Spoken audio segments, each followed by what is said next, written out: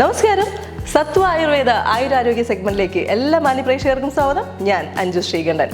അബുദാബിയിൽ ഇലക്ട്ര സ്ട്രീറ്റിലുള്ള സത്വ ആയുർവേദയെ കുറിച്ചിട്ടുള്ള കംപ്ലീറ്റ് ആയിട്ടുള്ള ഒരു സെഗ്മെന്റ് ആണ് ഇന്ന് പ്രേക്ഷകർ കാണാൻ പോകുന്നത്.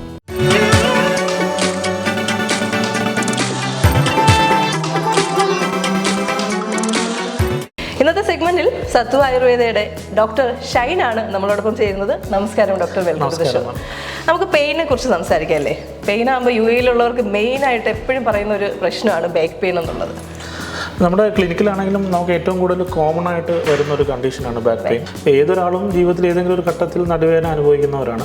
പ്രത്യേകിച്ച് ഇന്നത്തെ കാലഘട്ടത്തിൽ ജീവിതശൈലി മാറ്റം കൊണ്ടും ജോലികളുടെ, അതായത് തൊഴിലാവശ്യങ്ങളുണ്ടായ മാറ്റങ്ങൾ കൊണ്ടും ഒരുപാട് നേരം ഇരുന്ന് വർക്ക് ചെയ്യേണ്ടി വരിക, അത്തരത്തിൽ കണ്ടീഷനെല്ലാം കൊണ്ട് ചിലപ്പോൾ ലോങ് ഡ്രൈവ് ചെയ്യേണ്ടി വരിക, ഇത്തരത്തിൽ കൊണ്ട് വളരെ ഫ്രീക്വൻ്റ് ആയിട്ട് പ്രവാസികളെ കാണുന്ന ഒന്നാണ് നടുവേദന എന്നുള്ളത്.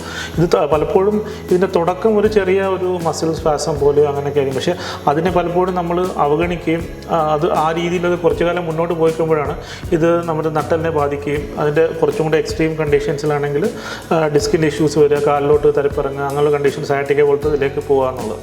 അപ്പം ഇത് എന്തുകൊണ്ടും നമ്മുടെ ജീവിതശൈലി ചെറുതായിട്ടൊന്ന് ഓൾട്ടർ ചെയ്താൽ തന്നെ നമുക്ക് പ്രിവെൻറ്റ് ചെയ്യാൻ പറ്റുന്നൊരു കണ്ടീഷനാണ് നടുവേദന. പക്ഷേ പല കാരണങ്ങൾ കൊണ്ടോ, പക്ഷേ തൊഴിലിൻ്റെ സമ്മർദ്ദം കൊണ്ടോ ജീവിത സാഹചര്യം കൊണ്ടോ പലപ്പോഴും പ്രവാസികൾക്ക് അത് കഴിയാറില്ല.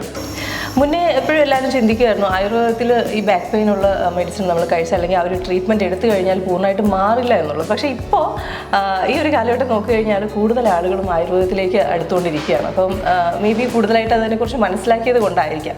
പിന്നെ നമുക്ക് അറിയേണ്ടത് സത്വ ആയുർവേദയിൽ ഈ ബാക്ക് പെയിന് വേണ്ടിയിട്ടുള്ള ട്രീറ്റ്മെൻറ്റ് എന്തൊക്കെയാണ് ഉള്ളത്, എത്രമാത്രമാണ് ആളുകൾ സത്വ ആയുർവേദയെ ഏറ്റെടുത്തിരിക്കുന്നത് എന്നുള്ളതും അതിനെക്കുറിച്ചൊന്ന് പറയാം. ആയുർവേദ വൈദ്യ സമ്പ്രദായത്തിൻ്റെ ഏറ്റവും വലിയ പ്രത്യേകത എന്ന് വെച്ചാൽ കാരണത്തെ കണ്ടെത്തി ചികിത്സിക്കുക എന്ന തത്വത്തിൽ അധിഷ്ഠിതമായാണ് ആയുർവേദ ചികിത്സ നമ്മൾ മുന്നോട്ട് പോകുന്നത്. അതുകൊണ്ട് തന്നെയാണ് ഈ നടുവേദന പോലത്തെ കണ്ടീഷൻസിലാണെങ്കിൽ ആയുർവേദ ചികിത്സ കൂടുതൽ ഫലപ്രദമാകുകയും കൂടുതൽ ദീർഘകാലത്തേക്ക് അതിൻ്റെ ഒരു എഫക്റ്റ് നിൽക്കുകയും ചെയ്യുന്നത്. പിന്നെ ഈ നടുവേദനയുടെ ആയുർവേദ ചികിത്സ അത് ഏത് ഘട്ടത്തിലാണ് നമ്മുടെ അവസ്ഥയെന്നനുസരിച്ച് ആയുർവേദം എപ്പോഴും അവസ്ഥാനുസരണമാണ് ചികിത്സ. അപ്പോൾ വളരെ ബേസിക് ആയിട്ടുള്ള സ്റ്റാർട്ടിങ് സ്റ്റേജസിൽ ജസ്റ്റ് മസിൽ സ്പാസംസ് ആ ഒരു തലത്തിൽ മാത്രമാണെന്നുണ്ടെങ്കിൽ കിഴികൾ കൊണ്ടും മസാജ് അഭ്യംഗം, ആയുർവേദ അഭ്യംഗം കൊണ്ടൊക്കെ നമുക്കത് മാനേജ് ചെയ്യാൻ പറ്റും. അടുത്തൊരു സ്റ്റേജിലേക്ക്, ഫോർ എക്സാമ്പിൾ ചെറിയ നീർക്കെട്ടൊക്കെ വരുന്ന അവസ്ഥയിലാണെന്നുണ്ടെങ്കിൽ ലേപനങ്ങൾ പോലത്തെ ചികിത്സകളിലോട്ടൊക്കെ പോകേണ്ടി വരും. കുറച്ചും കൂടെ അങ്ങോട്ട്, അതായത് കുറച്ചും കൂടെ കയറിയാണ് കണ്ടീഷനൊക്കെ, ഫോർ എക്സാമ്പിൾ കാലിലോട്ടുള്ള തരപ്പിറങ്ങുക, അങ്ങനെയാണെങ്കിൽ ആ ഘട്ടത്തിൽ നമ്മൾ ഒരു പ്രോപ്പറായിട്ടുള്ള പഞ്ചകർമ്മ ചികിത്സകളും കടിവസ്തി പോലത്തെ ചികിത്സകളിലോട്ട് നമ്മൾ ആശ്രയിക്കേണ്ടത്. അപ്പോൾ അവസ്ഥയ്ക്ക് അനുസരിച്ചിട്ടാണ് ആയുർവേദത്തിൻ്റെ ചികിത്സ.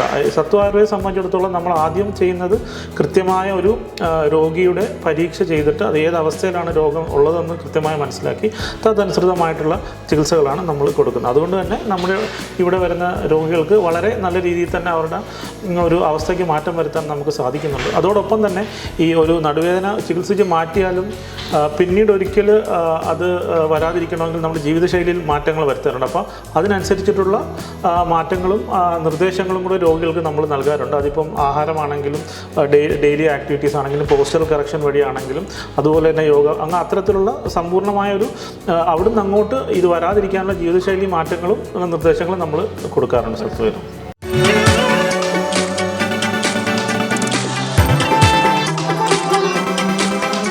സത്വ ആയുർവേദ ആയുരാരോഗ്യത്തിലെ ഇന്നത്തെ ഈ ഒരു സെഗ്മെന്റ് എല്ലാ പ്രേക്ഷകർക്കും ഇഷ്ടമായി എന്ന് തന്നെ കരുതുന്നു. മറ്റൊരു സെഗ്മെന്റ് നമുക്ക് വീണ്ടും കണ്ടുമുട്ടാം. അതുവരേക്കും ഗുഡ് ബൈ.